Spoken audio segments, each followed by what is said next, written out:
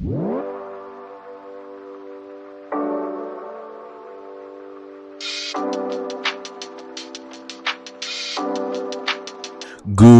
afternoon, good morning, good evening, everybody. It is Sunday, June 7th, and you sometimes know what that means. It's time for the High Risk Wrestling Podcast. I am your host, going for glory, trying to get that crown, Jeremy Pierce. Welcome, one and all. You know you can check out the socials, Charismatic Creations on Facebook and YouTube, Charismatic_Creations 52 on Instagram, and of course, the 215 on Twitter. And today's show, we're going to look at the best tournaments of professional wrestling today. That's really centering on pretty much three companies. We're gonna have some fun because we got the King and Queen of the Ring going on. The Owen Hart is going on right now. The Best of Super Juniors is going on right now. So we're gonna have some fun today. But for now, you know what's next. So just go on and hit my music.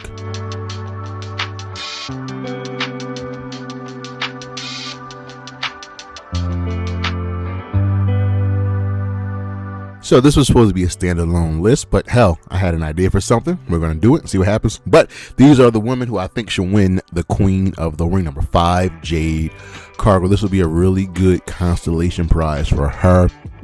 Losing the Women's Championship, possibly going after the United States Championship. But if you want to put her back in the main event scene, winning the Queen of the Ring would fit her well, and it kind of suits her look. Number 4, Lyra Valkyria. The first ever women's intercontinental champion, is talented. We cannot deny her that, but there's just something that sometimes works and then sometimes doesn't work. They obviously have faith in her. They see a lot in her, and I think Lyra could benefit from becoming Queen of the Ring. Number 3, Sol Rugadan. This might upset a lot of people. She's already the intercontinental champion. She's already been elevated to the main roster. When making her Queen of the Ring also,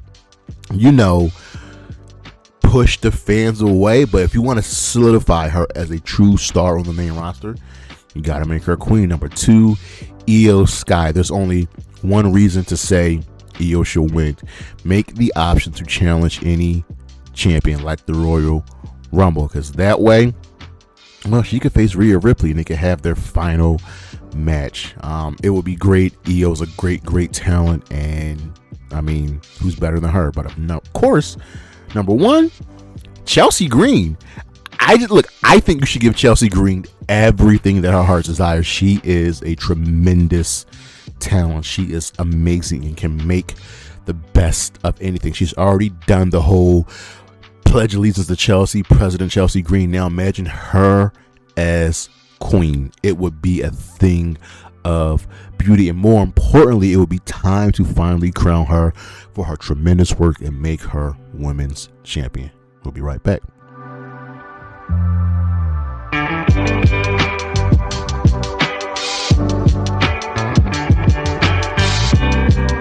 The spotlight is shining, it's shining on our current TNT champion, Kevin Knight. The man is, he's something special. You clearly see that Tony Khan believes in him. You clearly see that Tony Khan has big plans for him now. Yes, some are a little upset that he's now part of the Don Callis family, but that's okay. A lot of times the Don Callis family are always on TV. They always get matches.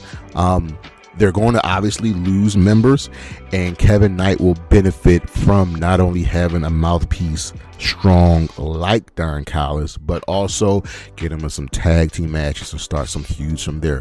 Kevin Knight is a future world champion. Kevin Knight is the future of AEW alongside Kyle Fletcher. This is going to be fun. He's already gotten past his former tag team partner, so let's see what's next for the Jet.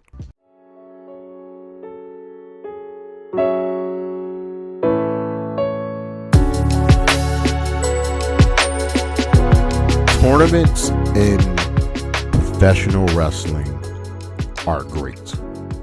They bring so much excitement. They can elevate someone. They can tell a story. They can break things down. And you have different types of tournaments, and companies have put on tournaments for years, whether they're one-offs, whether they're annuals. And that's what today's show is. We're going to look at really the three companies that put on wrestling tournaments every year. Two of them have been putting them on consistently. One has been doing it for forever. But we're going to look at the best wrestling tournaments today, and it mainly comes down to New Japan, WWE, and AEW. Now, I can tell you who's missing from this list, who should really bring back two of their tournaments, and that's TNA. TNA had two major tournaments. That would be the World X Cup and the Bound for Glory series. So the World X Cup was, like all their X Cups, was a point-based system where it was America versus the world, with 4 teams entering from different countries, and the winning teams would get one member to be in the Ultimate X match for the final 3 points to win the World X Cup. The other one was the Bound for Glory series, which was a round robin tournament to get a World Championship match at their premier pay-per-view event, Bound for Glory. And they don't even do those anymore. And it sucks, because those were really mainstays of TNA. And the thing about wrestling tournaments is they're a great way to kill time for 2-3 months. They're absolutely perfect. So let's start off, ladies and gentlemen, with New Japan Pro Wrestling. And they put on multiple tournaments a year, right? So here's what they have, ladies and gentlemen. Let me go to New Japan. Let me bring up New Japan tournaments. On average, so these are their annually held tournaments. 1, 2, 3, 4, 5, 6. They hold 6 tournaments on average a year, right?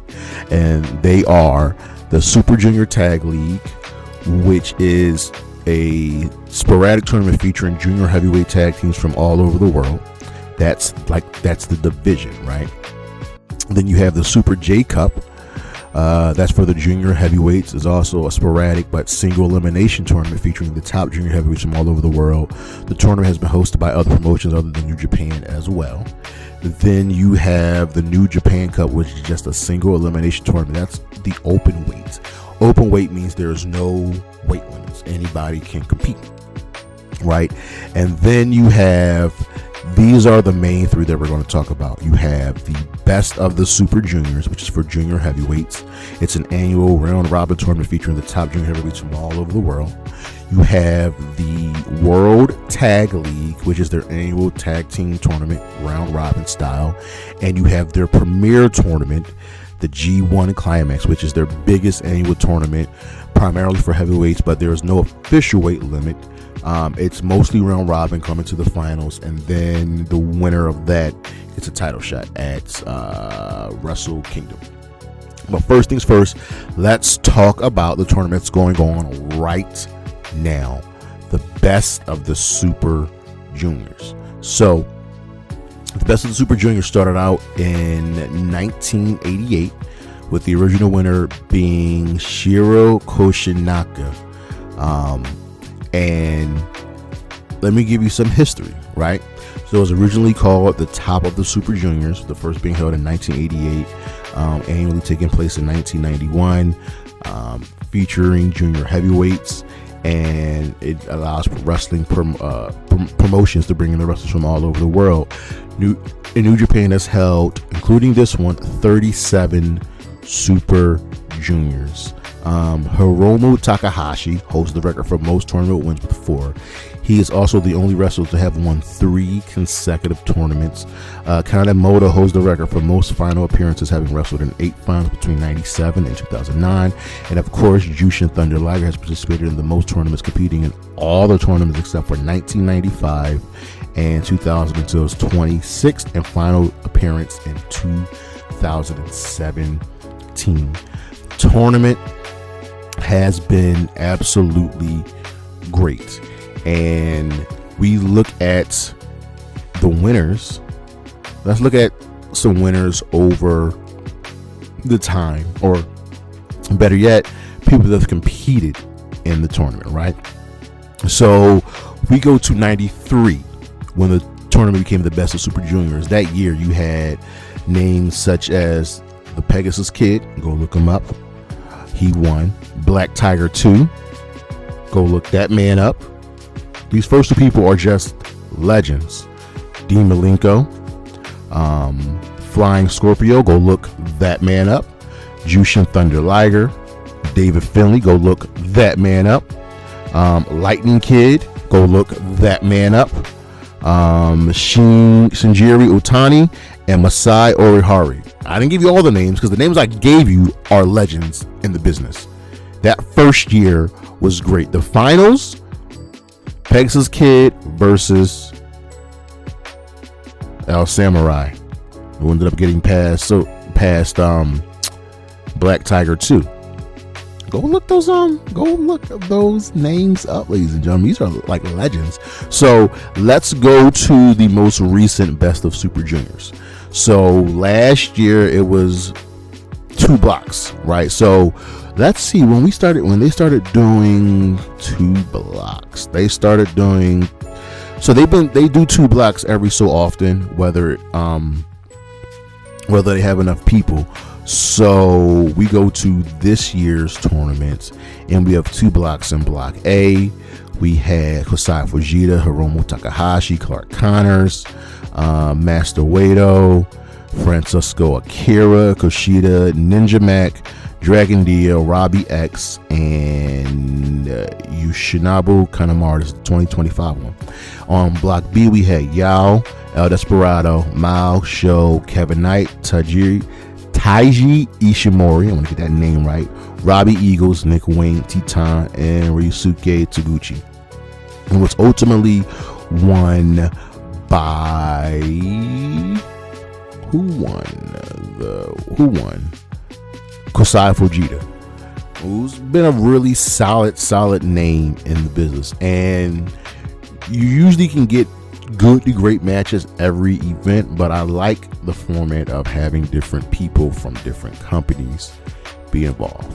So then, ladies and gentlemen, we go to the World Tag League.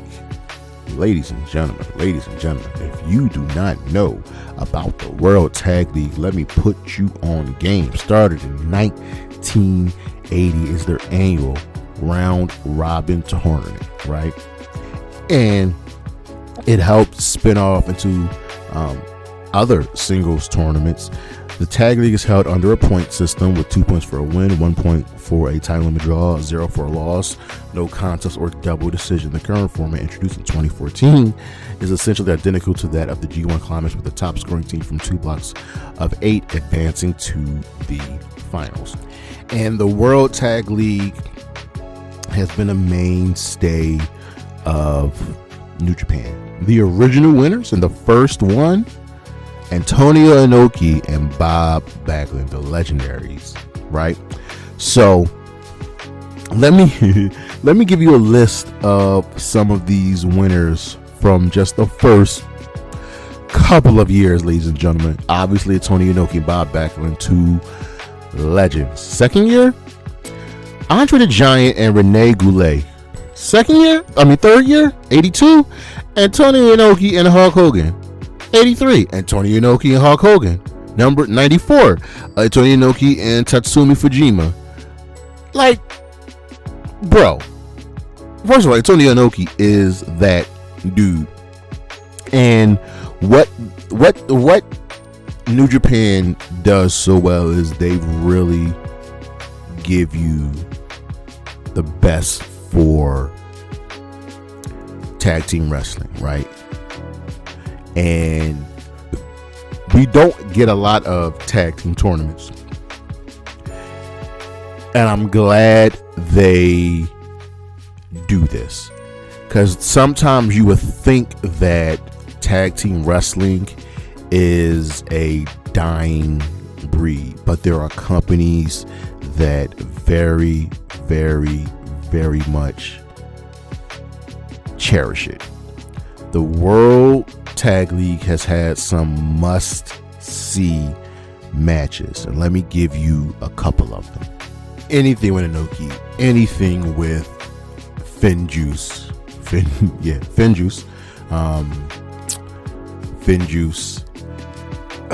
just a really, really good tag team.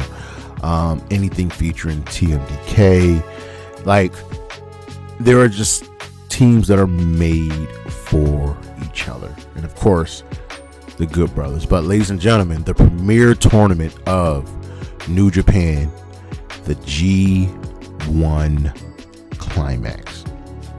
The G1 is held in New Japan every year. It's a round robin tournament with the most victorious wrestlers from their respective pools going into a short tournament become their year's winner.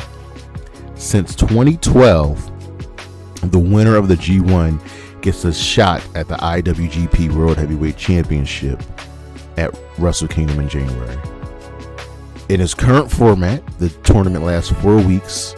The winner of each pool is determined by a point system: 2 for a victory, 1 for a draw, and 0 for a loss or no contest. Double decisions also are treated as draws. The G1 started in 1974. The G1 went under many names: the World League, MSG League, the IWGP League, before settling on the G1. Although the 1983 winner, Hulk Hogan, was awarded a championship belt, that is not the beginning of the IWGP Heavyweight Championship, but its early version that was defended annually against the winner of the IWGP League of the Year. The current IWGP Heavyweight Championship arrived only in 1987, replacing the old version. With Antonio Inoki's dominance over New Japan gone, the promotion established the G1 in 1991 as a platform to showcase the company's top heavyweights and have them compete in round-robin matches where the winners of the two divisions would then square off in the tournament final. New Japan's then president Seiji Sakaguchi named the tournament after the G1 horse race, and though considered a continuation of the previous tournaments, officially New Japan does not recognize the earlier tournaments as part of the G1 lineage. So the World League, the MSG Series, the IWGP League, the World Cup Tournament is not recognized. We only recognize the G1 starting from 1991. And in that year, we had two groups. Group A featured Kijimoto, Tatsumi Fujinami, Scott Norton. Big Van Vader was in Block A. In Block B, we had Masahiro Chono, Shinya Hashimoto, Bam Bam Bigelow, and Riki Choshu.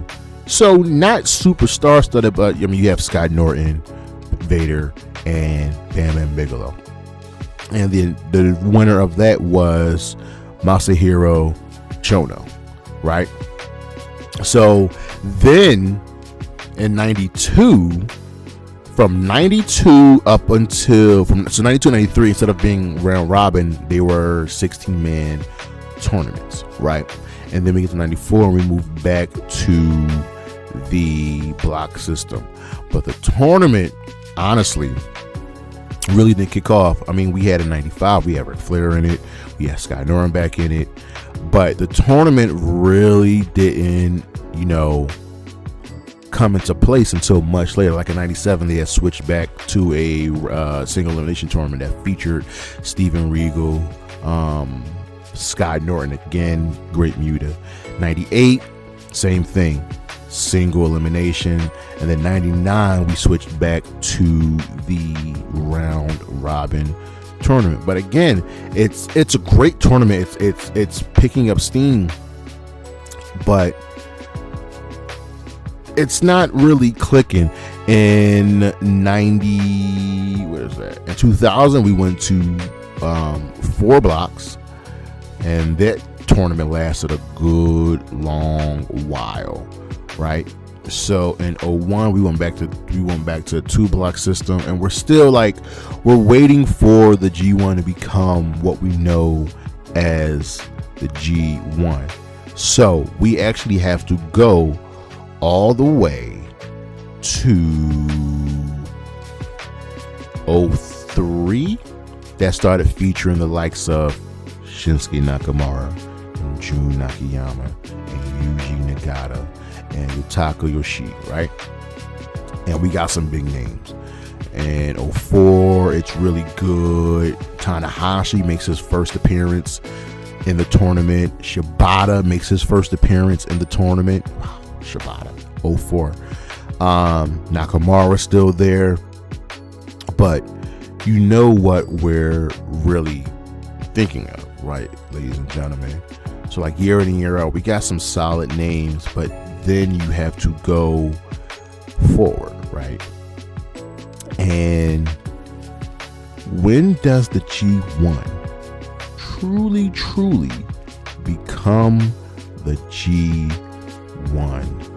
ladies and gentlemen? 2011. Look at the names in this that tournament that year. In the A block, we had Naito, Tanahashi, Giant Bernard, Yuji Nagata, Lance Archer. And block B, check it out who we had. We had Shinsuke Nakamura. We had Satoshi Kojima, ladies and gentlemen. We have Minoru Suzuki, MVP, Hiroki Goto, Carl Anderson, La Sombra. Yeah. You know who that is? Go look him up. And Strongman. So now we're getting to the point where things are growing. Same thing the following year. We had 2012. This took place over 9 shows, 18 participants. And we had our youngest winner ever. We had the rookie, Kazuchika Okada. Not only that, we had Carl Anderson become the first foreigner to make it to the tournament final since '92 when Rick Rude did it. Look who's in this tournament. Look at this. Look at this A block. Carl Anderson, Tanahashi, Yuji Nagata, Shelton Benjamin, Satoshi Kojima, Minoru Suzuki. Look at this B block. Kazuchika Okada, Lance Archer, Hiroki Goto, MVP, Naito, Shinsuke Nakamura. Ladies and gentlemen, the G1 started becoming the G1, and year in and year out, it will pick up with new names like Shelton Benjamin joining, and Prince Devitt, yeah, that boy Finn, aka Finn Balor, and Shibata making his return, and Davey Boy Smith. This slowly started becoming what we know as the G1. AJ Styles started joining, and then Will, by God, Ospreay. If you want to know about some of the greatest matches in the G1 history, let me break it down to you. Okada and Ospreay, 2022. Okada and Ospreay, 2019. Tanahashi and Ibushi, 2018. Kenny Omega and Naito, 2017. Kazuchika Okada and Kenny Omega, 2017. Go watch that match. Ospreay, like Naito in 2023, the G1 has given us some of the greatest matches of all time, ladies and gentlemen. Can't be denied. Then we move over to the WWE, and they've had a lot of one-off tournaments, but we mainly are going to talk about 2, and they're going on right now. That would be the King and Queen of the Ring. The King of the Ring is legendary. The King of the Ring has become synonymous with the WWE, and sometimes it's been a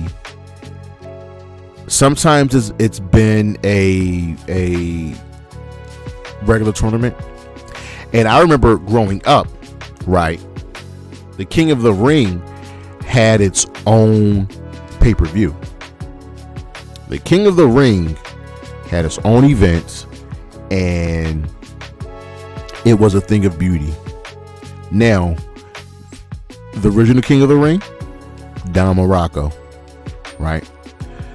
And starting in, well, with the 2022 King of the Ring,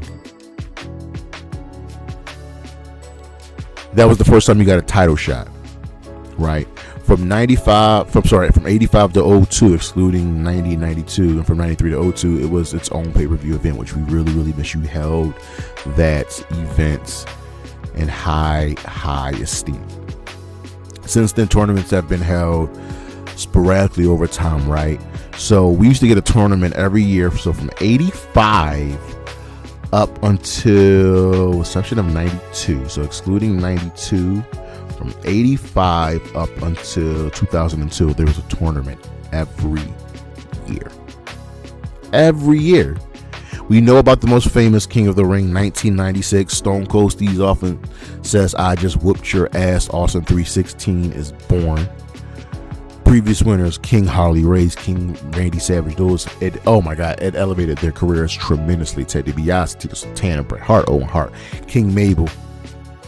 The following year, after Stone Cold won, we had Hunter Hearst Helmsley. Then in the early aughts, it became an event for specific brands, and we got King Booker, which helped him out tremendously. We had King Regal and King Sheamus and King Barrett, and sporadically every so often we would get King of the Ring. But they finally started giving a damn about the King of the Ring. So first of all, surprisingly, there have been a lot of King of the Ring finals held in Philadelphia. I'm just saying.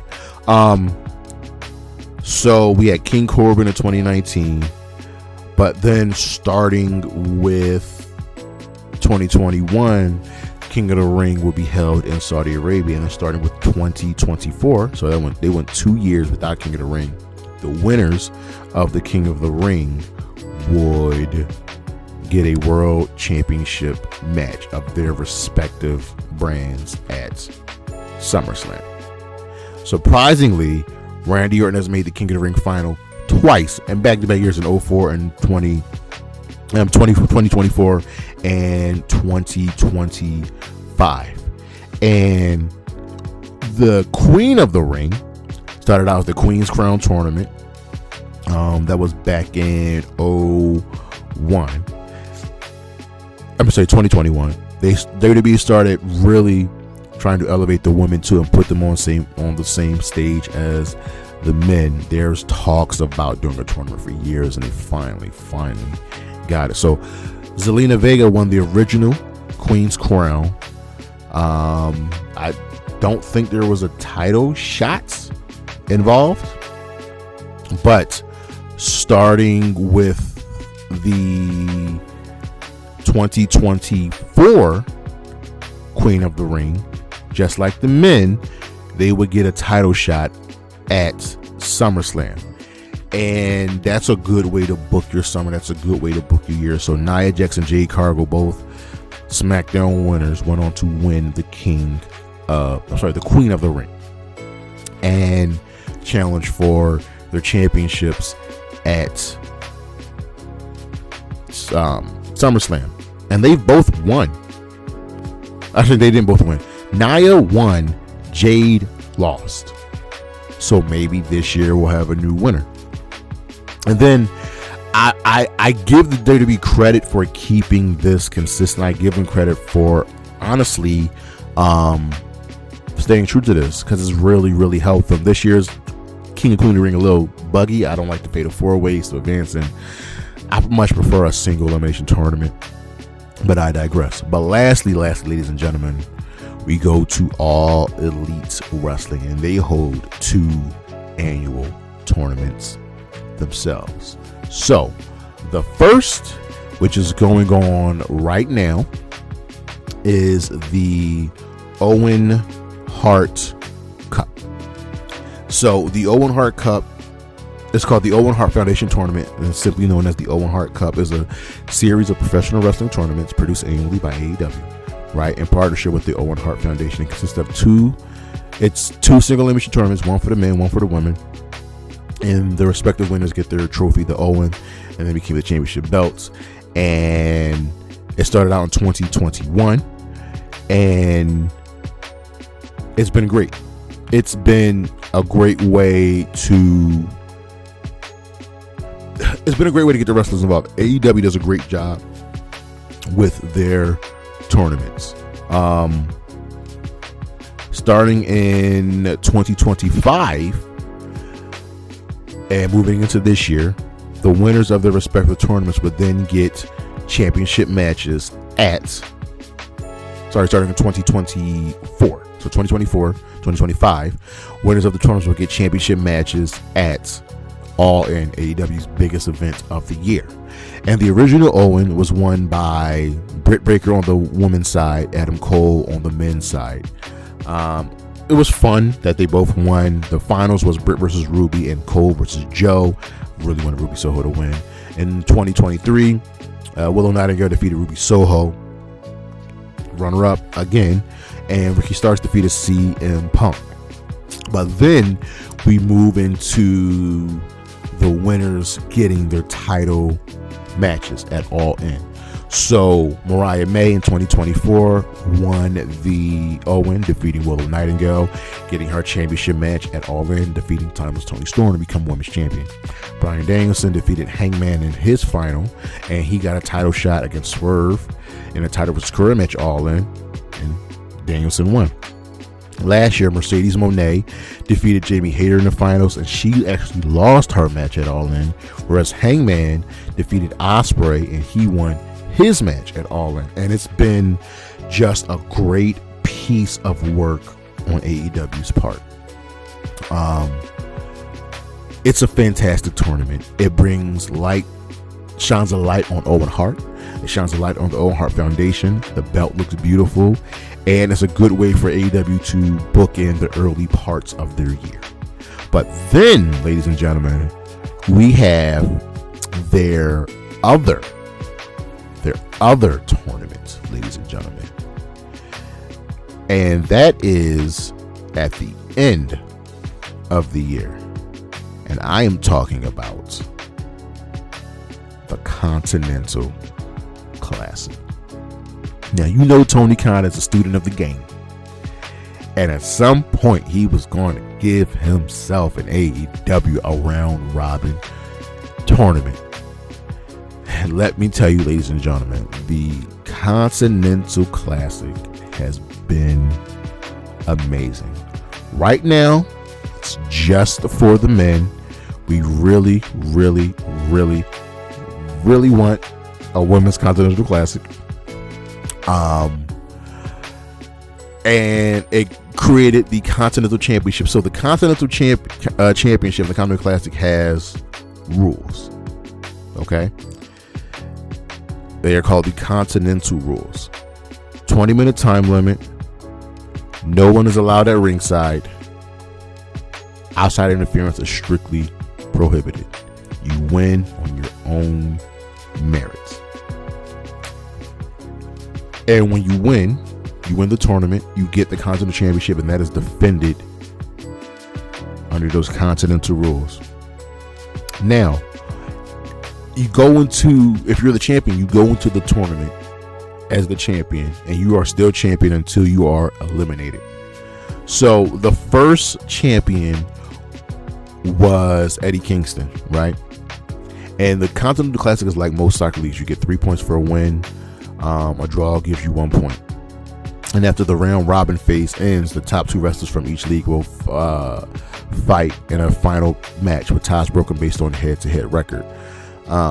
Then what you will have is, starting in 2023, the finalists from each league would face each other. But in 2024, the format was modified, where the league winners would face the opposing league's runner-ups. And I like that. So Eddie Kingston won the first. He was in the blue league, and his league was Danielson, Andrade, Claudio, Brody King, Daniel Garcia. He defeated Jon Moxley, and Jon Moxley league was Swerve, Jay White, Roosh, Mark Briscoe, and Jay Lethal. And then every year we've had a tremendous showing. The Continental Classic might be, at this point, the best tournament in all of professional wrestling, surpassing the G1. Amazing stories are told coming out of the Continental Classic, and it fits the storylines, and we look forward to the C2 season every year. It's my favorite tournament because there's so much that goes involved in it, and